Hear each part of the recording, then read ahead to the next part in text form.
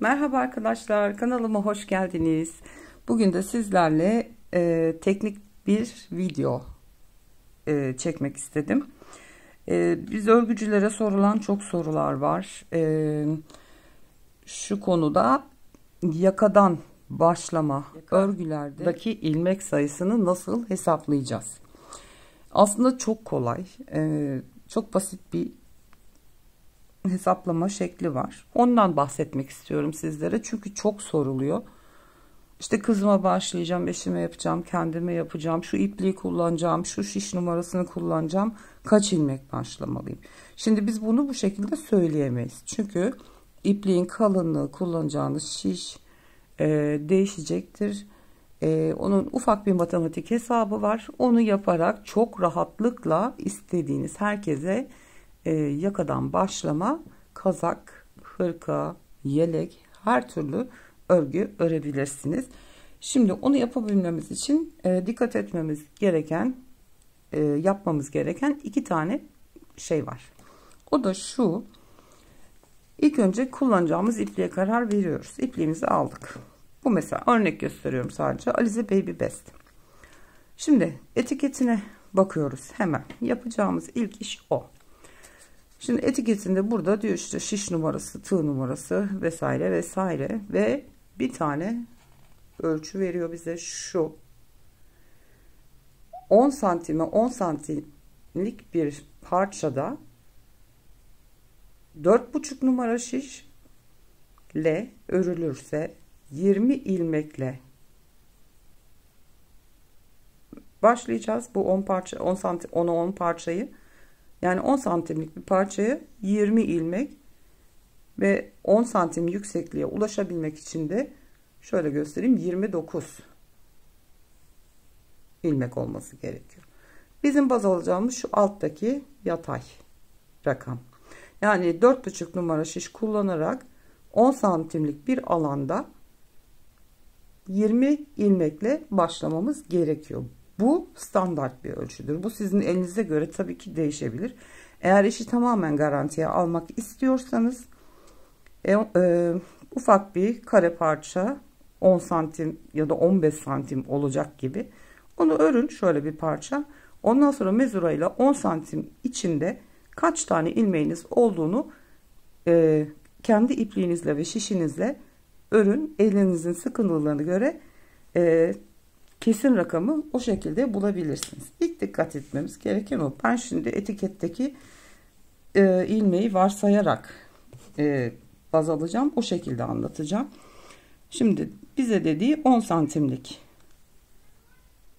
parçada 20 ilmek.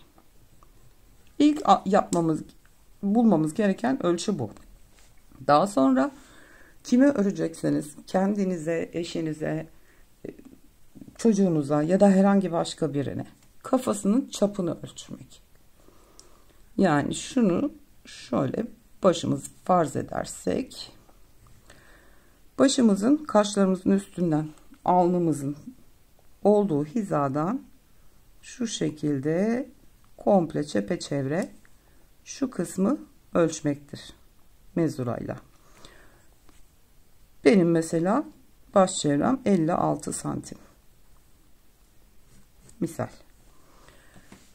O zaman 56 santime kaç ilmek gerekiyor?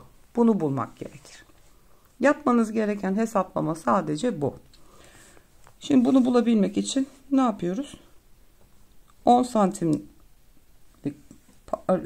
parçada 20 ilmek de başlamam gerekiyorsa benim 56 santime kaç ilmek bulacağımı şununla şunu çarpacağım. Çapraz bir şekilde çapraz hesaplama yapacağız.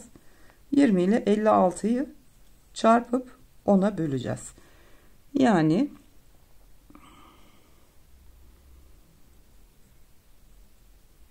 20 çarpı 56 bölü 10. Yapmamız gereken hesaplama budur. Direkt sıfırları atarak da kolay yoldan hesaplayabilirsiniz. Mesela 1120 yapar bu. 10'a böldüğümüzde çıkan sonuç 112 olacaktır. Kolay bir şekilde hesaplamak için sıfırları atın. Alttaki onu görmeyin. 2 çarpı 56 yapın. 20 ilmekse mesela. Hemen, yani böyle yuvarlak bir hesapsa 2 çarpı 56 yapıp direkt 112'yi de elde edebilirsiniz. Başlamanız gereken ilmek sayısı budur. Diyelim ki yuvarlak bir robo öreceğiz. Reglan kol ayrımlarını atıyoruz hemen şöyle. Şimdi 112 ilmeği paylaştıracağız buraya. Bunu 3 eşit parçaya böleceğiz. Yani arka, ön ve kollar olmak üzere. 112'yi 3'e bölüyoruz.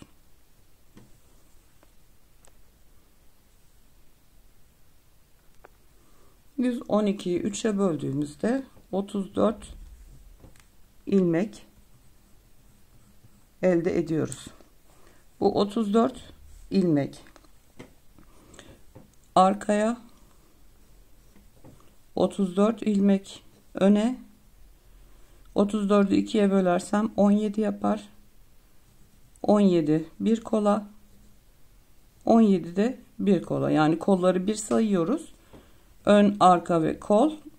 34 ilmeği 2'ye böldüğümüzde 17'şer tane de kollar için. Eğer bu sayıda kalmak istiyorsanız roba örerken ki şu reklam ayrımlarını 1 veya 2 ilmek koyuyoruz ya, bunları 2'şer ilmek hesaplarsanız 2 4 6 8 ilmeği 112'den çıkabilirsiniz.